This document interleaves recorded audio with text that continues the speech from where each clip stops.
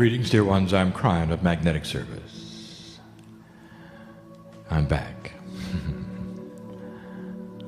It just seems like a moment ago that you let me into your heart. You hear a linear message, that is to say, one word at a time, one concept at a time. It's not always been that way. For there has been an evolution in my partner's work. For when he started, that which is his higher self, which contains that which is KRYON, and the meld that is there from the other side of the veil, came to him all at once. And rather than channeling, he was remembering, trying to give the message, perhaps 30 of your minutes, and he received it in a split second. From that it went to a system where I gave him smaller groups, for he worked with this which is the KRYON energy, a personal work to slow us down. He even said the word slow down out loud during his channel. The communication was for everyone to hear, everyone to see. The process of his spiritual evolution results in this. We slow down to a linear pace for him. And what you hear is in real time. He has no idea what's coming. He is not remembering anything. Now he can step aside and let that which is the full energy of this entity present to you. And the information becomes clearer, and it becomes pure when he has no concept of what is to come. This is not something that necessarily suits a human being, for there is the bias of wanting to be prepared for everything, wanting to know what's happening in the future. And so the human being postures themselves. If they don't get any messages about what's going to happen, sometimes they make things up. It makes them feel better. And he did the same. All part of the evolvement of spiritual purpose within one man. Now, that tells you something, doesn't it? It tells you that spirit works with humans. It tells you that spirit knows about linearity. That we are not in a vacuum somewhere else. These things which my partner has described as the influences that are multidimensional, that live with you, whether you call them guides or angels, are directly connected to the other side of the veil. So is that which is called the entourage. So we have the three energies my partner teaches, which are with you all the time. Now that ought to tell you something, that spirit knows all about what you're going through. And so for you to sit down and itemize to spirit what you're going through is redundant. But you do it anyway, don't you? You know what? We don't care. Anytime you want to sit and talk to us, we don't care what you say, what you do while you're there. For we touch hands at that point. Sometimes we touch hearts. Sometimes you can feel the love of God fill you up. It's happening in this room. The third language is present, no matter what I say. With the human mouth of my partner, there is another language being developed in the three that is going out to these who are hearing and reading. You see, I am in the now, in a quantum state with the reader. Dear human being in this room, at this moment, at this time, you have no concept of the reader. but the reader does. For that's happening now. I see the eyes on the page. I know the potential of who's going to read this. And it's going to be for those who need it. This is not going to be an endurance channel. I'm going to give you a concept, simple. But I have to start with the history. The way human beings work with God evolves. Just as that which was my partner's experience 21 years ago has evolved. And the evolution of that takes place with human permission. And it has been given on this planet through an elevated consciousness, a shift that you've been in since 1987. It creates new paradigm scenarios for how Spirit works with you and how you work with God. And so I'm going to give it to you. And don't be surprised if there are a lot of threes in it. That is to say, there have been, indeed, 3 evolutionary steps. The one you are in now is new. It is so new, less than 50 years old. And some of you are not aware of it. Some of you use it every day. And the ones who are not aware of it are only because they love the one they're in. It's worked for them in the past. And there's nothing wrong with that. But I'm here to give you the steps that I have seen. And the first one is this. Let me give them all to you at once so that you will know what they are, and then I'll describe them. I will call them dispensations. The first, that is how humans work with Spirit. That is how it works between Gaia, humanity, and Spirit. We'll call the dispensation of karma. We'll explain it, but not yet. The second one, we're going to call the dispensation of trust. Masters come in, they give you another thing to think about regarding a relationship with Spirit. Because it was time. Because humanity needed it. Because humanity was evolving. The third one, which you've only had for less than 50 years, the concept of mastery. The dispensation of co-creation. These are the 3. Now, what does it mean to you, light worker? It describes the way God works with you, how the energy pushes and pulls, what it's about. Let me start with karma. This is the oldest system on the planet. It is still here. It only evolves as the human being individually does. That is to say, it does not affect all humanity. These 3 steps are like available energies for evolvement. They are not then put upon the human race. That is to say, a modern human being who is not a light worker and could care less is still in the dispensation of karma. Timeless it is. Let me tell you how karma works. Karma is a system that pushes and pulls a human being energetically from one place to another for lessons. It lasts over many lifetimes. It is only developed, perhaps slowly over one, and then solved in another. So it is a long-term process which honors the fact that the human being is here in self-improvement.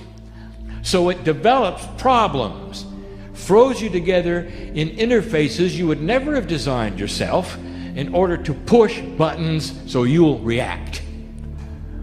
Karma. And you know all about it. Old souls in this room have dropped it. It no longer services you. It's old. You know it's old. It cannot exist if you are co-creating.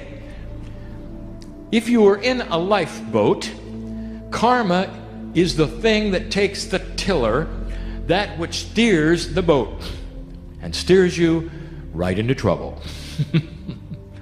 Because that's the only way we're going to know how you react.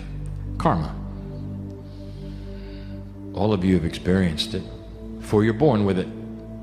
And by your free choice, you have to dissolve it. It is one of the things we told you about 21 years ago in the first KRYON publication. Dissolve your karma. You don't need it. It's an old system. You don't need it. You know how you know it works? How many of you reading this or sitting in this room would have designed your life the way it has taken place with the relatives you have?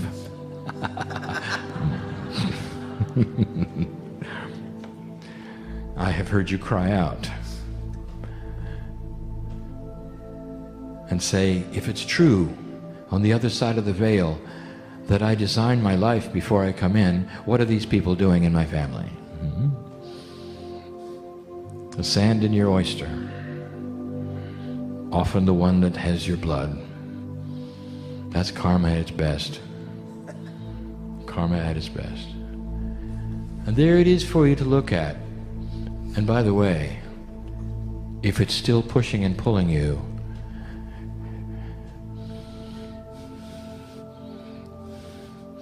then stop it. Right now.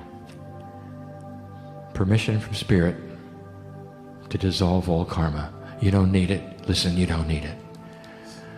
It doesn't have to follow you around ever again. You don't need it. Speak to it.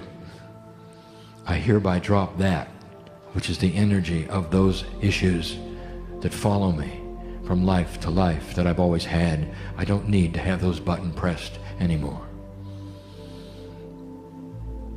Don't be surprised if those in your family walk away. It's like a tennis match, you know? If one player decides not to play, there's no more match. It's no more fun. And therefore, that drama which spins in the family won't spin to you anymore. And the one that used to spin it with you won't be very happy that you decided to leave the game. And they'll decide to spin it with somebody else. Don't be surprised if they walk away. Prepare yourself. Love them every bit as much as you ever did. Karma. More than 2,000 years ago, things began to evolve. You had monotheism come into play. You understood one God.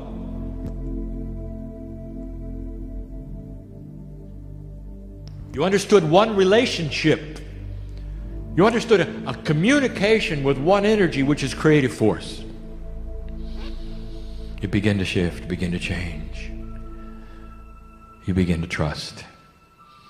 A new concept for humanity, truly. One that said, let go and let God. The dispensation of trust. And you did. Karma drops away when you do that as well. It cannot play a part in a human being that decides to become one with everything. And the oneness that you are includes the love of God, and it comes into you, and you feel it. It overwhelms you. You're happy alone. It's beautiful. There's nothing wrong with that. You release the tiller of your boat, and it moves invisibly by the slow hand of God. It steers you to safety, so you don't have to worry about the future. There may be some bumps along the way. You don't know where you're going, you don't care. You trust. And dear human being, that is the way it has been till about 50 years ago. And then slowly it started to morph. Into that 50 years, there was an evolvement that took place called the harmonic convergence. It literally shifted the dimension you were in on the planet and sped up your time. And you know that. In your hearts, how many of you can say You know time is going faster than it used to. Dimensional shift. It is one of the reasons, and we've talked about it before, that there are no quatrains of Nostradamus that have come true since 87. This prophet was prophesying a whole nother earth that you left, with a whole nother time, a whole nother dimension. Now, interesting and difficult to follow, but even those who are not light workers, who have no idea about any of these things, who would never read a page like that, are still here with that and still on karma. But the light workers have felt the shift, felt the time, and they know that the paradigm has shifted as well. It's the paradigm truly of co-creation, of manifested mastery. Let me tell you what happened in the simplest form I can. When this paradigm shift took place, especially past 1987, it increased the potential that a human could vibrate at spiritually. The potential.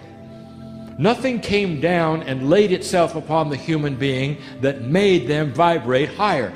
It increased the potential, permission to vibrate at a higher level, the very level that the masters of the earth vibrated while they were here. We've said it before. You're waiting for ascended masters to come back. They came back. They're here. They're on the grid of the earth. They are here esoterically, all of them. By allowance of this dispensation of mastery. And some of you felt it. It's different. And it has different rules. The way God works with men and men work with God. Let me tell you about it.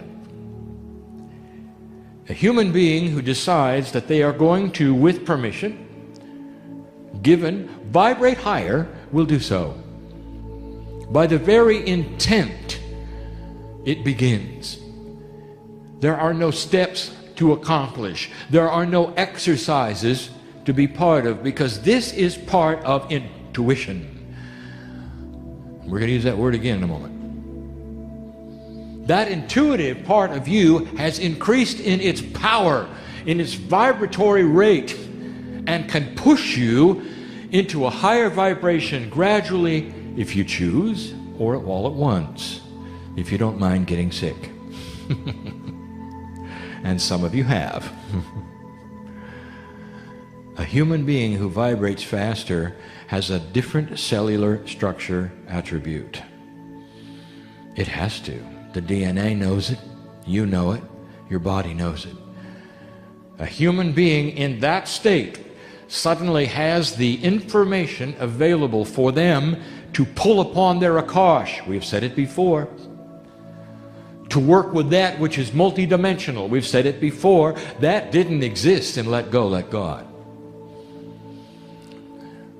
Now, for the first time in human history, ordinary human beings giving permission can reach behind them and take the tiller of their lifeboat by themselves, grasping it with the hand of mastery and steering it wherever they want.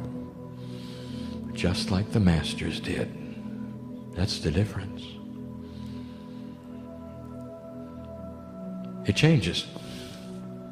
Let go and let God is now different.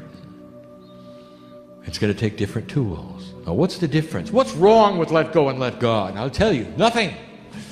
And you can stay in that place. There's nothing wrong with it. It's beautiful. But I'll tell you something. Let go and let God puts you in a place that may not be where you belong. And here's what I mean. You are in the shift of the century, 26,000 year cycle, coming at you with a shift that is going to create a high consciousness on the planet. You can even create peace on earth. Do you want to just sit around and wait for this to might happen or might not happen, or do you want to take control of it? Light worker, that's why this is here. That's why it's here. So you can reach around and take that tiller and steer that boat right where you want it to be. I'm going to give you an example. Now, I told my partner earlier not to talk about the parking angel too much. Of course, he did anyway. So here is the example, and I'm going to use the example that I've given him before, and I'm going to give you the 3 kinds of dispensations in the metaphor of the parking lot. For you've already established in this room with these human beings that all of you at least have heard of the parking angel, and seemingly the majority have used it. We've also established that that particular attribute isn't an angel at all, it's you pretending to give away your power. So it's the intuitive human being who is finding the parking place in an impossible situation requiring an interdimensional energy that overlooks the parking lot and sees everything. So, come with me for a moment to the parking lot. Here we have it. You're trying to find a parking place in the dispensation of karma. There is no asking God for anything. You see, you're not in communication. When you're in karma, there is no such thing as communicating with God. You have no idea. You need a parking place. The first thing that happens is a car smashes into you. And that's karma. You get out, and whatever happens next sets up a system. Anger? Do you meet somebody who will be the thorn in your side from then on? Lawsuit, perhaps. Crumpled car, financial problems. Whatever it is, it's karma. There it is. And you'll say, why me? And maybe it's a development from something that happened earlier you don't even remember because it was in another life where some person's chariot hit yours. That's the way karma works. It's simplified, it's cute, it's funny. I'm giving you a metaphor. You didn't get the parking place at all. You see, karma isn't that way. It just pushes and pulls you around. So you'll do things. It's in the action of human decision that the vibration of the planet changes based upon what you do. That is the crux of how things work. It's an old system. So here we are now with a graduate system moving into the dispensation of trust. Back to the parking lot. Now, you're done with karma. You're in a let go and let God. What happens next? Very large parking lot. God steers you to one side, and you sit and you wait for a parking lot space to open. And you wait, and you wait. And you're pleased and you're happy, but you wait and you wait. Sure enough, you wait long enough, parking place opens up, and you move into it. Let go and let God. Dispensation of trust worked. Human beings got it. There's a higher power. If you wait long enough, things will come to you. Now, come with me to the parking lot of mastery. And here it is. You're in the parking lot and you need a place to park. And now, Master, that which is intuitive power development. Intuitive power development becomes your life. And that which is intuition is the connection to the higher self. That which vibrates higher starts to speak to you. You start the car up, and you turn left, and you turn right, and you move around the parking lot exactly as you're supposed to, heading for that place where someone is about to visit and start their car. You're heading for it even before they get there, because you know the potential. That quantum potential is that they will get in their car and leave, and you're headed for it because you got the tiller in your hand. Sure enough, you arrive, they leave, you enter. In a fraction of the time that let go and let God, you are there. And the reason is because you have become part of the creative energy of God itself. You have taken on the mantle of what used to be what you call God itself. You're taking on the attributes the masters of the earth said you could have.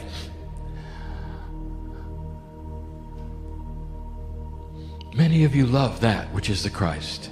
In this culture, Jesus the Jew, what did he say? What were his words to you that you could remember, the ones that were written down? Every miracle, you can do this. Why do you think he showed you the things he showed you completely and totally outside of 3D? Changing matter. Outside of 3D. Why would he do such a thing? I will tell you, so he could show you what is possible for a human being on the planet. That's what he did.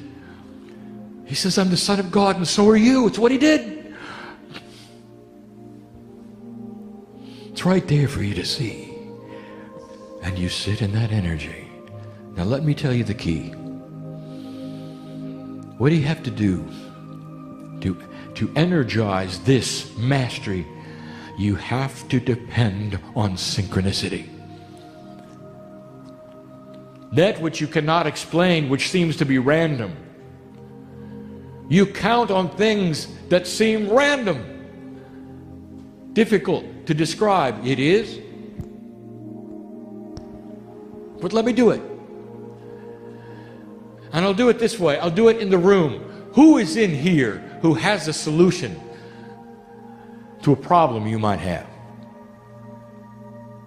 Well, unless you meet them today, you're going to both leave this room like ships that pass in the night. And Spirit brought you together. You came to this meeting for a reason you thought was accurate. New information, energy. I'll tell you why you came to the meeting. So that Spirit could put you with these other human beings. Family helps family. Those who have like mind, especially the masters that have come here, aware of this, are going to meet as many as they can. They're going to use their intuition to move around the room and speak to those they can. They're going to speak their truth. They're going to get a reaction. They're going to find answers. Communications will begin. Stepping stones will occur. And down the line, maybe three steps removed from this one, maybe 5 meetings later, maybe 3 years, they will point to this meeting and say, it wouldn't have happened unless I talked to that person, and now I have the answer.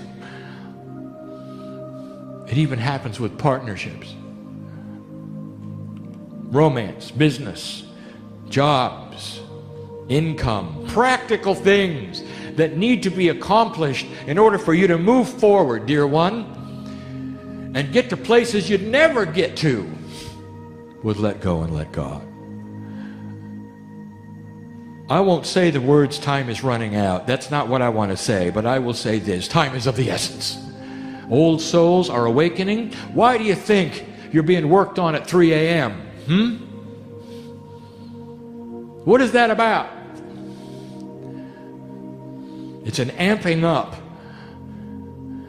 of energy within you so you'll be impatient. My partner blames light workers for being so impatient, and we're creating it. Now he knows he should feel silly. It's part of the plan to get you moving. Now, get you moving? It doesn't mean you go out and do something, accomplish something. It doesn't mean you're going to write the book. It doesn't mean you're going to become the healer. It means is you're going to move places and find other people.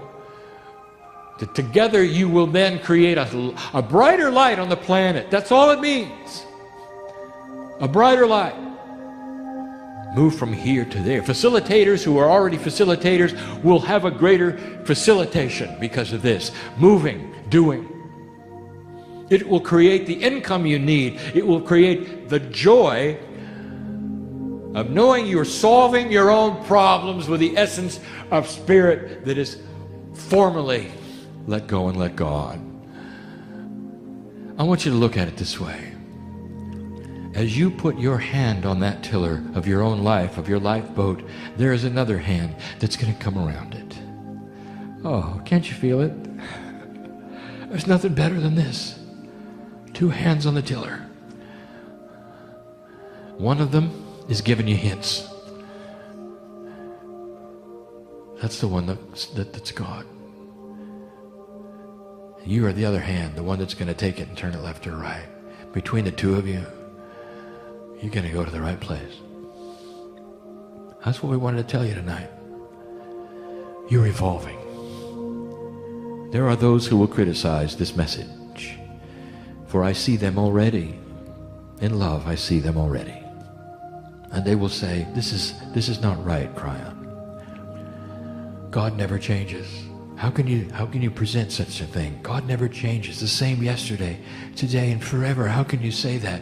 And I want to tell you, God didn't change anything. Humans changed. Do you see that?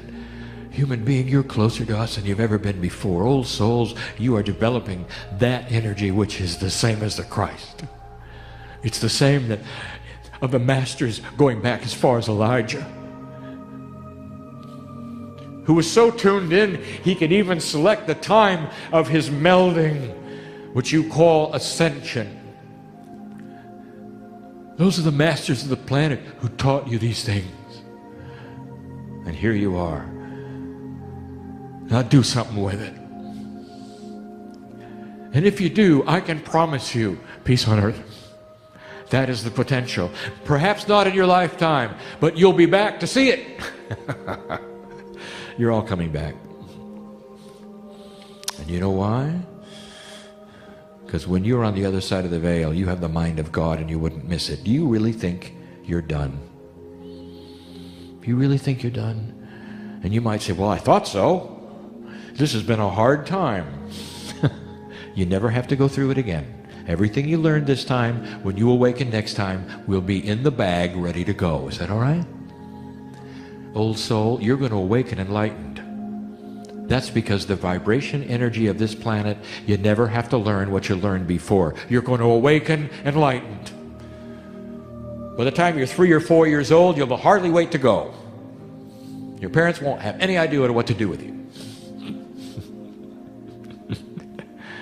Like tiny little preachers, each one of you. Talking about spiritual things, spouting metaphysics, talking about your past life. Even as children, some of them are doing it now, if you noticed. That's who you're going to be. Don't worry about it. You think you're tired now. That's because the human has done a lot of work. I'll tell you, when you come back, it's going to be different. You may actually be in a place to watch peace on earth happen. And when it does, remember this moment in your Akash. Remember this moment because you were told it was going to be so. And you would be there to see it. Beautiful. Because that wasn't where the planet was heading 25 years ago. You've evolved. You have evolved. God has stayed the same. God represents right now to you the core source of home. That which is family. That which loves you beyond measure. And that which will someday be where you will be again when all of this is over. I wash your feet for your work, for your tiredness, for your frustration. That's why we love you the way we do. That's why we love you the way we do. And so it is.